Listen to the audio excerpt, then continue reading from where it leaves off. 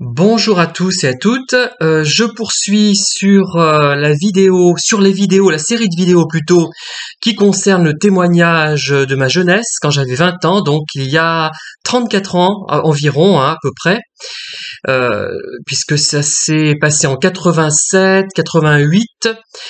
Et je fais maintenant peut-être le rapprochement entre l'expression de visage de cet individu, de cette personne donc décédée à 54 ans en 2016, et d'autres pervers que j'ai pu rencontrer. Je pense à trois en particulier. Alors, le point commun qu'il y avait entre les quatre, c'était ce sourire, comment dire, excessif, soit qui montrait beaucoup de dents, soit qui n'en montrait pas, mais très accentué, un sourire un peu mélange de niaiserie et de condescendance, je dirais. C'est difficile à qualifier, ce sont pas des données objectives finalement. Tout est de l'ordre du ressenti. La science, elle prend un sacré coup là, malheureusement. Mais il y avait ce côté méprisant et légèrement hautain que tout le monde remarquait, sauf moi. Enfin, dans le cas que j'ai exposé, du moins, j'ai eu un retour. Dans les autres cas, je n'ai pas eu de retour. Mais dans le cas que je vous ai exposé, je vous ai expliqué donc que des gens que je connaissais à ce moment-là m'ont dit « Mais il y a quelque chose qui me gêne dans ton copain là parce qu'il a un drôle de sourire, une drôle d'expression de visage. » Et ça les a frappés. C'est la première chose qui les a marqués. Alors qu'on ne dise pas que je copie d'autres youtubeurs, mais parce que c'est une évidence pour moi, cette similitude de sourire. Et le regard aussi. Le regard, bon, je ne dirais pas que ses yeux ne souriaient jamais avec son sourire, mais parce que je ne me suis pas posé la question, j'ai pas pu le vérifier. Sur la photo, si, les yeux ne souriaient pas, et ça donnait une impression étrange et inquiétante. Avec les autres aussi, donc les quatre étaient pareils. Les quatre les plus venimeux, je dirais, les plus nuisibles, avaient cette caractéristique. Après, il y en a eu d'autres qui étaient plus, à mon avis, sans doute, des personnes perturbatrices, nocives, emmerdantes, tout ce qu'on peut imaginer, mais pas forcément peut-être des vrais pervers.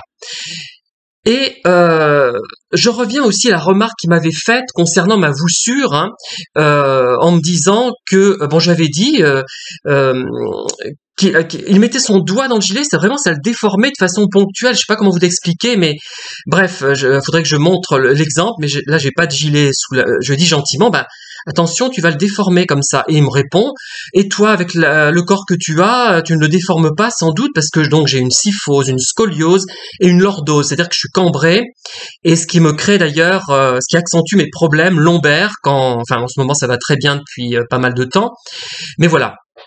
Donc, quelqu'un d'un peu sain n'aurait pas dit ça, il aurait dit « Mais toi, tu crois que t'es soigneux avec tes affaires, tu les laisses traîner partout dans la maison, tu les plies pas correctement, quand tu les repasses, ce n'est pas correct. » Voilà, quelqu'un de sain, je dirais, mais qui est ponctuellement méchant, enfin, même pas être méchant, ça d'ailleurs, va dire ça. Mais vous voyez, cette réplique, rien que cette réplique, il ne s'est pas excusé d'ailleurs, hein, il a pas du tout. Il se serait excusé si il avait cru que j'allais le mettre dehors, parce qu'il était encore chez moi à ce moment-là. Hein. Là, il aurait certainement cru bon de s'excuser. Mais moi, j'ai encaissé ça. Bon, j'avais l'habitude d'être considéré comme mal fichu, mal foutu, donc ça ne venait que confirmer ce qu'on me disait, quoi. J'étais censé ne pas être bien fait de corps. Et voilà. Bon, voilà. Bref. Et mais moi je me souviens de cette réplique des années après, 34 ans après, vous vous rendez compte? Il est vrai, comme me dit une personne que j'apprécie beaucoup, dont j'apprécie beaucoup notamment les commentaires, hein, elle est très lucide vis-à-vis des youtubeurs, des pervers, de beaucoup de choses. Bon, c'est peut-être son métier qui fait qu'elle est lucide, heureusement qu'elle l'est, parce que sinon elle ne ferait pas ce métier, je pense. Elle me dit, mais on n'a pas à rendre, à se justifier aux yeux de qui que ce soit, mais pour montrer à quel point ce type-là était nocif, je me sens encore, mais pas redevable, mais je me sens encore énervé par la façon dont il a procédé, en me faisant miroiter une vie commune alors que j'avais rien demandé, en me disant que j'étais la merveille des merveilles après avant de me dire évidemment que j'étais mal fichu, hein. Qu'est-ce que je veux dire? Oui, et donc c'est que le problème, on a envie de ces gens-là. Vous savez que se venger d'un pervers, c'est montrer qu'on a pas mal réussi finalement et qu'on est dans un état. J'ai beau avoir un corps peut-être mal fichu, disproportionné, comme avait dit un autre bonhomme. Qui n'était pas pervers narcissique, lui. Bon, j'en parlerai peut-être d'ailleurs, je sais pas, ça a peut-être un intérêt, mais qui avait une certaine nocivité quand même, hein. Je ne vais pas en parler ici, ça serait un peu délicat d'ailleurs, hein. Euh, il m'avait dit que j'étais disproportionné. C'est vrai que j'avais des jambes très développées, très musclées par rapport au reste du corps. Bon, enfin bref, comme bon, on n'est pas parfait. Moi, je suis pas mannequin, je suis pas censé être un top modèle. J'ai jamais dit que j'étais un top modèle, hein. Euh, enfin, après, moi j'aime. D'ailleurs, je n'aime pas les top modèles, hein. J'aime bien les gens qui ont quelques défauts, voilà. Et moi, je me serais pas permis de leur dire des choses pareilles. Et notamment ce Michel. Hein, oula, j'ai dit son prénom, tant pis. Il avait selon ma mère, il avait un grand nez, une grande bouche. Il avait les yeux rouges aussi, comme un lapin. On a dit, mais on dirait un lapin angora, mais en moche. Et les pieds ronds, pas de dents. Enfin, ça avait choqué ma mère parce qu'il avait que 26 ans. Hein, faut pas oublier. Elle a été un peu sévère, mais elle voulait pas peut-être que son fils aille avec un type pareil, quoi. Et elle avait remarqué, comme je vous l'ai expliqué déjà, qu'il semblait jaloux de moi. Ouais, d'après ses remarques, elle pensait que bon, et c'est vrai que la mère de ce type-là était complètement détraquée. Elle a tenté de se suicider plusieurs fois, et je ne comprends pas qu'on puisse laisser des enfants à la garde de gens aussi perturbés et qui font coucher leur fils. Si toutefois ce que cet individu nous a raconté est vrai, m'avait raconté est vrai, dans le même lit et avec il y a même des passages qui laissent entendre qu'il y a eu des relations sexuelles entre eux quand même, hein.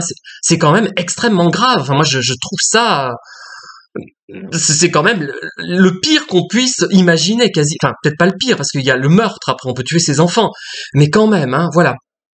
Et on laisse, ces gens-là, ça ne gêne pas. Alors la manif pour tous, là, pour une fois, ils devraient agir, hein, et se dire, mais qu'est-ce que ça veut dire des gens comme ça, et qui sont vraiment dégénérés, qui couchent avec leur fils, enfin, voilà.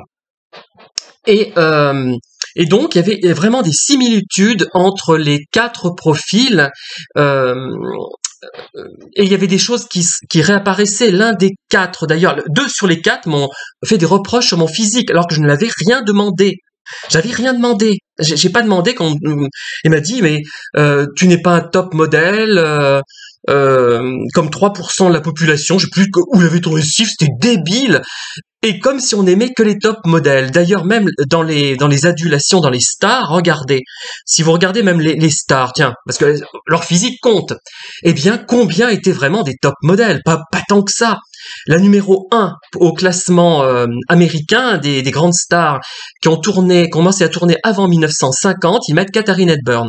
Elle était pas mal physiquement, mais c'était pas un top modèle. La deuxième, c'est Bette Davis. La 8e, je crois que c'est Jody Garland. Après, la 6e, c'est Marilyn Monroe. Bon, elle était pas parfaite non plus. Enfin, bon, j'épilogue pas là-dessus. Vous êtes convaincus. Vous n'êtes pas des crétins. Si vous m'écoutez, je pense que vous avez un minimum d'intelligence, comme moi, quoi. Enfin, vous êtes au moins comme moi, voire plus futé. Mais ça ne tient pas debout. Enfin, c'était vraiment des imbécilités puériles, voilà, la puérilité méchante de certains gamins qui vont se moquer d'une personne parce qu'elle est trop grosse, parce qu'ils n'ont pas été assez bien éduqués par leurs parents, ou leurs parents n'ont pas eu le temps de leur expliquer encore qu'on ne faisait pas ce genre de remarques, hein, en public. On pouvait le penser, on n'y peut rien, on peut pas s'empêcher de penser, mais voilà. Et donc des similitudes à certains points de vue, il y en aurait certainement d'autres, hein. C'est le fait aussi de commencer dans les 4 cas par adopter une attitude ah mon Dieu, tu es merveilleux, enfin j'exagère, enfin là je simplifie à l'outrance, et on a l'impression qu'ils souhaitent soit un grand amour, soit une grande amitié. Et en fait tout est faux, tout tombe en miettes quelques temps plus tard, une fois qu'on a adhéré à ce qu'ils font. Et d'ailleurs, beaucoup ne se rendent pas compte que ces gens sont comme ça, puisqu'ils ont des relations très superficielles. Et ce type-là, et les autres, ils avaient des relations tellement vides avec leur entourage que cet entourage ne se rendait compte souvent de rien. Évidemment, il faut être déjà bon copain, je dirais. Un simple copain, ça va pas. Il se rend pas forcément compte, enfin, mais déjà, il peut commencer, mais si c'est des relations cordiales, ce qu'on appelle des relations cordiales de travail, de collègues, et Dieu sait, ou diable sait, qu'elles sont peu pérennes, qu'elles n'ont aucune profondeur, alors qu'on croit qu'elles vont perdurer, en fait, il y a rien. On se rend compte de ça, loin des yeux, loin du cœur, tiens, pour être banal, comme certains dans leurs vidéos, les expressions toutes faites, moi je suis capable aussi de les sortir, et là, elle est bien vue, cette expression, hein, dans le cadre des collègues de travail notamment, hein, pas seulement. Voilà. Et donc je voulais quand même peut-être un jour vous lire le document qu'il avait rédigé à mon attention et à mon intention lorsqu'il était en prison à Clermont, mais il y a des détails de généalogie que je serais obligé de passer, donc beaucoup de choses, ça serait peut-être un peu délicat, pour vous montrer à quel point on a l'impression que c'est un petit saint, et à quel point, je le redis parce que c'est important, je pense que vous avez ressenti la même chose, à quel point on peut se sentir dévalorisé. On se dit la chose suivante: il aime tout le monde finalement, tout le monde lui plaît, il y a plein de gens qui lui plaisent, qui l'aiment, qui l'apprécient, qui trouvent bien, sauf un, moi. Voilà, c'est ça qui est terrible, et c'est faux évidemment, mais tant qu'on ne l'a pas compris, que c'était faux, qu'il a le même mépris pour les autres, mais vous ne le savez pas, puisqu'il utilise les autres pour vous diminuer, donc il va dire du bien de quelqu'un à la seule fin de vous diminuer vous, ou alors fréquenter des gens qui sont vraiment méprisables, parce qu'ils ont un mauvais état d'esprit, parce qu'ils sont pas des gens bien, pour vous montrer qu'ils préfèrent ces gens méprisables à vous, qui est encore pire finalement, c'est ça que ça sous-entend, hein. Et quand ça les arrange, ils vont monter en épingle certaines personnes pour que vous subissiez cette comparaison, hein.